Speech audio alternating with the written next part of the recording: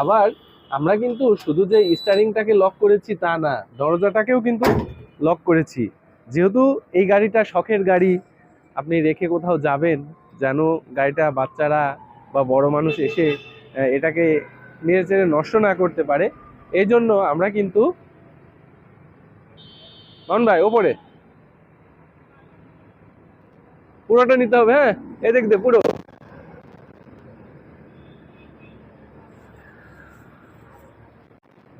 হ্যাঁ, ওকে।